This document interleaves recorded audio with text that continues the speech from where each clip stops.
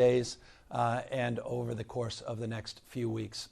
There were a series of technical actions the state of California took today to codify an announcement I made last night, specifically to the issue of school testing.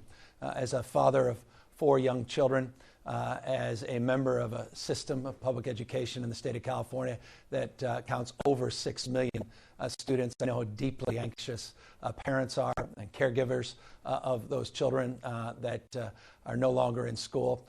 We put out directives yesterday on distance learning, on curricula to help support homeschooling in the state of California. We expect that we'll continue to educate our kids, but obviously with these school closures and the expectation, as I honestly assessed last night, that the school year itself likely will end through the summer until the next school session, that we want to give people assurance that we have the kind of comprehensive set of materials that we have now made available online throughout the districts, those that have closed, the few that remain open, but also available to the public more broadly.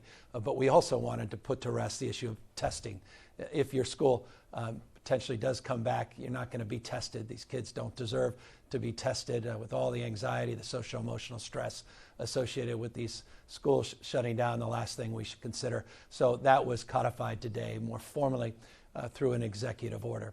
We also did another series of executive orders, some maybe more meaningful than others, on issues for technical issues for businesses, something called the WARN Act, which means you just have to provide notification for mass layoffs. We reduced the restrictions related to that. Interstate commerce to allow logistics to move between states. We also clarified some of those rules and rulemaking and basically aligned them with the federal rules. We did the same on issues that are a little bit more personal to people, and that's the issue of the social safety net in the state of California, issues related to access to CalWORKs and food stamps, welfare to work, and making sure that people don't have to come up for eligibility with the kind of anxiety that this moment meets. We're basically allaying those concerns, at least for the next 90 days, likely to extend beyond that to make access and availability of those benefits more readily secured. So people that are existing recipients of those benefits don't have to worry about coming back for reauthorization. We really want to focus on new beneficiaries, people that are applying in real time. That will be our focus. So that was a significant executive order that we advanced today as well. A technical one, but important to many people.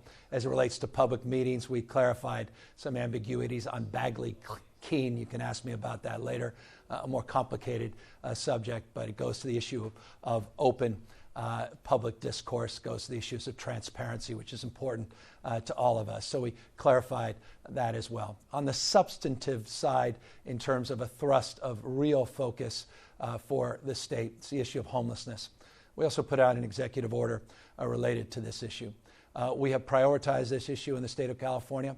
We doubled down one of the historic investment last year, $650 million of emergency grants to address the needs of our most vulnerable residents in the state of California. Some 108,000 unsheltered homeless in the state, 151,000 in our last point in time account. We're modeling our concerns and we are planning, but now we're distributing real resources and real funding. In addition to the money that was made available last year in the emergency grants, we wanted to provide more flexibility for the cities and counties on how they access those dollars, and more certainty that when they draw down those dollars, by opening up the opportunity to focus on the COVID-19 crisis, that they can cite facilities and they can convert facilities. So we're waiving some of our environmental processes, CEQA, for siting. We are making it easier to bring up these facilities. We're also making sure that the eligible uses for the existing dollars are spread out more comprehensively to meet this moment. But in addition to that, we are deploying an additional $100 million to the cities and counties in real time to meet this crisis head on and to address the needs of our most vulnerable on the streets and the sidewalks. $50 million on top of that for hotel, motel conversions. And here's the thinking. We're running models And I'll just give you one of those models for the purpose of full transparency. Over the next 8-week period, we have modeled that of the 108,000 unsheltered Californians that are out on the streets, if you had an attack rate of about 56%, you're looking at 60+ thousand individuals that may have COVID-19. That creates a deep point of anxiety for the existing population, but moreover for our healthcare delivery system, our capacity to move people in and out of the shelter safely without contacting other people and putting them at risk as well. And so as a consequence of this modeling, as a consequence of putting, I think, a punctuation point on the urgency of now to address this issue, we have put these dollars out, but we're also putting out over 1,300 trailers. Now, we just procured those trailers today. We're distributing those trailers throughout the state of California, 1,309 to be exact. We'll be distributing, hauling those trailers, installing those trailers throughout the state of California over the next number of days. And then we'll be turning the operations over to the regions, what we call these COCs and these localized resource centers, so that they could provide that quality bottom-up service that is needed at the moment. But again, we're not just providing the trailers. We now have these additional resources and in the protocols of isolating people that may be COVID positive and may be showing symptoms. The whole idea of the hotel-motel contributions, that $50 million, is about bringing people inside with a door, a key, and a lock, with as much supportive service as we can provide under the circumstances. So that's an additional executive order that lays out more prescriptively our approach to address this homeless crisis more aggressively. And I should note that we have 950. Yesterday was 901. Now we're in the process of having identified and surveyed 950 properties that we're working with local municipalities and our state agencies to procure in real time, in addition to the trailers, in addition to the existing infrastructure within the cities and counties that we're going to enhance and support with these additional emergency dollars. So I hope you get a sense of the seriousness we're taking the issue of homelessness and the unhoused and those that are struggling the most. Many self-medicating, many with comorbidities, many issues that need to be addressed and are most vulnerable under these deep circumstances. We also are laying out additional strategies and plans on surge, more generally defined. There's been a lot of focus in the last few days on our capacity to meet not only this moment, but the moments to come. It's fair to say that if we're looking at a 56% rate of the virus attacking those out on the streets and sidewalks, if you model similar rates in the general population, if you assume for every individual that's contacted or contracted the virus that they impact, let's just say, 2 individuals, and we have hospitalization rates as high as, in some instances we model, 20%, that would require a broader surge capacity of our healthcare delivery system, north of 19,500 additional beds. So I know those were a lot of numbers, but let me now try to unpack that. We're running scenario plans, again, for the purpose of full transparency. And that's just one scenario plan. There's others that are more modest. Some that may, in some cases, be more extreme. But when you're looking at getting an additional 19,000 to 20,000 beds in your system, you have to look at your existing surge capacity within the healthcare delivery system, and you have to look at procuring additional assets, not just for the homeless, but for the general population. So I want to just briefly give you a sense of what that looks like. This Friday, we will announce the 2 large hospitals that we have procured that we'll be bringing into our portfolio to address that 19,000 to 20,000 gap. We have one in Southern California, one in Northern California. We're negotiating with many other hospitals to bring them online. Local governments are doing the same. But we recognize we need support of the federal government. It was announced last night, I announced that we are requesting specific asks of the federal administration. we would like to procure, and we've been in conversations going back now a few weeks since the Grand Princess was the crisis that focused most of our attention, at looking at our mobile hospital and the prospect of bringing the U.S. Navy to bear and supporting the acquisition of the Mercy here off the coast of the state of California, which would provide an additional 1,000 bed capacity, provides support for pharmacists and other diagnostic equipment. So we put in that formal request of the administration. I referenced last night a conversation with the President yesterday evening specific to that request. We've now more formalized that request today. In addition to that, we have requested 2 mobile field hospitals for the state of California. Those mobile hospitals have the capacity for 496 beds in each of those mobile units. In addition to that, and I'll go into this more specifically in the coming days, have requested a series of other assets, be it PPE, as well as additional support through Health and Human Services, so that we can scale up not just the physical capacity of our healthcare delivery system, but the human capacity that we anticipate. We also have the surge capacity within the existing hospital system that we estimate today is roughly about 10,000 beds. So you add the 10,000 beds within the existing system and the procurement within the state of new hospitals, these hotel motels that are not only for the homeless, but potentially to broaden our capacity to absorb the needs of patients all up and down the state. Working with assisted living, skilled nursing facilities, we're looking at a whole regional approach and a very comprehensive approach to procuring all of those assets. You start stacking them with the federal support through these mobile hospitals and the possibility of getting that Mercy off the California coast. By the way, Mercy cannot come up within a day or two. We're told at least 5 days to get the Mercy operationalized. Then you actually have to move that ship. So one should not overpromise either on the East Coast or the West Coast how quickly you can get those hospitals up, those floating hospitals. But again, we are looking to the federal government to help us with advancing of those resources. So that's a little preview of what we're doing to prepare for the next 8 weeks as we see these cases increase. And just to that point, we're at 598 positive cases in the state of California. As of last night, it's a 21% increase over the previous day. But it's important to note the 12,600 people we've tested so far in the state of California, 12,600, that we have 3,215 tests that have not yet come back, meaning we've tested people, we just don't know the status of their tests. And I make that point to make this point.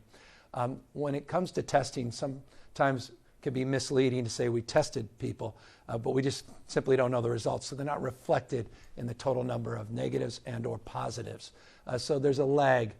Some tests come back within a day or two, some most 3, some 4, 5 days.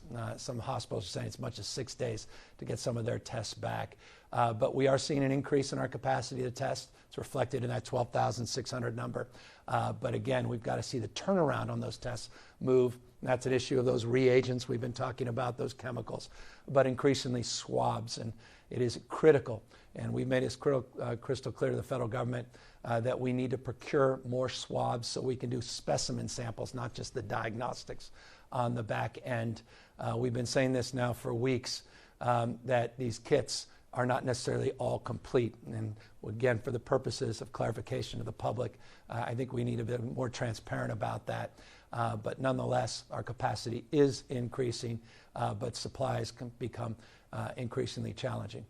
Just on that, and I'll close, just to be candid about supplies, we also have requested a massive amount of supplies from our federal partners. We are very pleased that the federal administration is now utilizing FEMA in a much more comprehensive manner.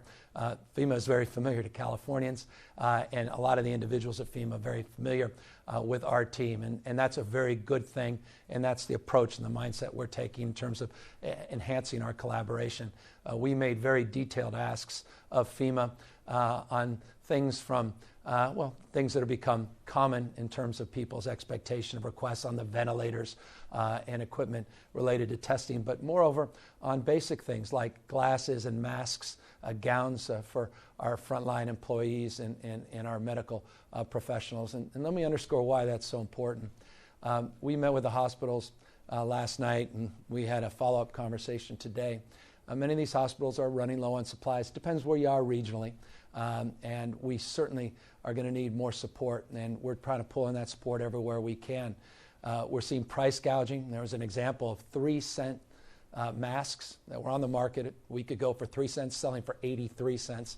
I want to thank the San Diego District Attorney for going after those suppliers that were price gouging. We'll continue to be aggressive in that place. But we are also seeing hospitals, and I just want to be candid with people, that are going down, for example, to the LA Garment District and requesting seamstresses to start making masks. We clearly have to meet this moment where we're not asking seamstresses in a garment district to make masks. And so FEMA and that request is incredibly important. I heard one case, don't over panic on this, but this gives you a sense where they were purchasing swim goggles because they're concerned about face protection and glass protection. Others that were just going out and getting gloves from traditional hardware stores and from grocery stores. That's not acceptable under these circumstances. And so we're in real time repositioning and re-procuring or procuring and reconstituting our approach to how we address the supply chains as well. But again, FEMA is going to be critical in this respect as well. So all that may sound a little more maudlin than how one receives it, but I just am being straight with people of where we are. But we have a remarkable hospital system, a capacity to get close to 88,000 and 90,000 beds up and running, a surge capacity, 10,000 I talked about. And over the course of the next 8 weeks, we're putting all these plans into play, and we're organizing and distributing those assets throughout the state, not just on the coast, but beginning to more aggressively procure assets and mobile operations in the central part of our state and the deep northern part of California as well. In closing, I just want to thank all of our frontline employees. And I say frontline employees, and that means the pharmacists. That means the folks cleaning the pharmacies. That means the folks in the grocery stores bagging our food that are still showing up at work. All those essential employees that are willing to meet this moment.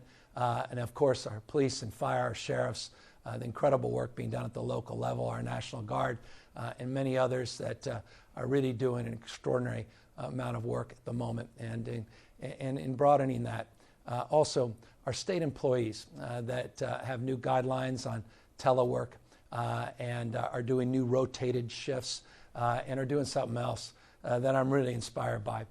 We're doing surveys of our employees in certain capacities of government that are non-essential. Rather than just sending those employees home, they're willing through these surveys to say, you know what, I have this skill on applications that I can apply, and we're shifting them over, for example, to begin the process of helping us with unemployment insurance. Just a simple proof point. We average about 2,000 unemployment insurance claims a day. We have in the past. 2 days ago or 3 days, we saw about 40,000 applications. After that, 70,000. Yesterday, 80,000 unemployment applications, doubled in a 48-hour period. And so in order to meet that moment, I just want to applaud our frontline employees, our workers in these jobs that may be considered non-essential, making themselves essential and rotating out of their job descriptions and new job descriptions to meet this moment. It's just, again, a point of inspiration and deep respect at this moment in time. And it's just part and parcel of what you've come to expect, we've all come to expect, in order for all of us to row in the same direction and meet this moment. So that's broad strokes updates, and I know we have a number of questions already coming online, and happy to take those questions. First question. Ashley from Irvine wants to know, are we on statewide lockdown or shelter in place yet? No, we're not on a statewide lockdown. Again, we had many counties that have come up with home isolation guidelines, Bay Area, Northern California, and now expanding into other counties. have advanced those protocols. Lockdowns that still allow essential activities to occur. And that's why you still see people on the streets and sidewalks making their way to the grocery stores, the pharmacies, making their way to work. And they've defined, these county health directors have defined what's essential and non-essential, and have been very clear about that. And I know it's confusing to some because not every county has those same guidelines. But I expect over the course of the next days and weeks to potentially see other counties, just as we saw last night, a number of counties. You'll see additional counties model similar strategies. But the statewide directive is simply this, that all the bars and restaurants are just doing, bars are closed, but restaurants are just doing takeout and pickup, that public gatherings are eliminated with friends or family that are in your social cohort. That does not constitute a gathering, but when it's a mixed cohort, those gatherings we've asked be eliminated. No movie theaters for the moment. Those things are the guidelines that are statewide. Many people are asking, how are you helping small businesses during this time? Well, we yesterday announced, and we're very proud and we're grateful to the federal administration, Trump administration. We were the first state to request these SBA waivers so we can start drawing down up to $2 million small business loans with a 3.75% interest rate, pay back as high as 30 years or as long as 30 years, 2.75 for nonprofits. We want to make sure that gets socialized out in the business community, that that exists and that is made available in the state of California for businesses with up to 500 employees. And one of the areas where we have helped or hope to advance sort of an aggregation of a lot of this information is covid19.ca.gov. covid19.ca.gov. It's a new website we put up today. Now, the primary focus of the website is disability insurance payments, paid family leave information, unemployment insurance information, but it will also be adding a link. It's not up on the SBA yet, but we'll be adding a link tomorrow on SBA. And every day we'll be adding more and more services that are more dynamic and we think more relevant to your life. Last question. Brandy wants to know, how many tests are we doing and where? Well, we've done 12,600 tests in the state of California. We've got these mobile tests that are out. We announced a few days ago that partnership with Verily. That operation is now beginning to scale. They're looking to go from the 2 counties they've been operating in the last 48 hours to 3. And then we're talking about potentially getting up to Sacramento, Riverside, potentially other communities to, again, broaden those mobile field sites. But Verily's site has a wonderful Q&A that determines people's eligibility. It can calm a lot of nerves as it relates to symptoms, and we do an analysis and a score to prioritize people for those tests. But it calms nerves by telling you what things are and what things are not. And it's a wonderful platform that we hope to scale all across the state, in addition to the 21 labs that are currently doing testing in the state, and then the private commercial labs, not just Quest, but LabCorp, that are part of our portfolio that are substantially increasing the throughput of their capacity of testing, plus the hospitals within our system, not the labs, but the hospitals, which there are 4 on the way to 7 in the next few days that will be conducting tests. The only thing that will be an impediment on tests are continuing to encourage people to get out of the hospital system to get tested, more mobile sites, but the only impediment again there is specimen sampling, getting these swabs, and continuing to address some of the other ingredients, these reagents, RNA extraction kits, and those other confusing things that are part of the ingredients of the testing. And that's why, again, we're looking to procure those directly through the manufacturers, working with the federal government. I know of one flight just coming back from China with a lot of those supplies as one example. It's a big logistics operation, and that's what we do best. So that's it for tonight with the updates. A lot more coming tomorrow. I'm just proud of state employees, proud of all those first-line employees, broadly defined, but none more heroic than our nurses and doctors and the medical professionals and the support staff. Don't forget the support staff behind them. And let me just say one final shout out to the janitorial staffs. I've been seeing them just around here doing heroic work, keeping things sanitary, keeping things clean, showing up at work. Hats off to them, and hats off to all of you. California strong. Thank you.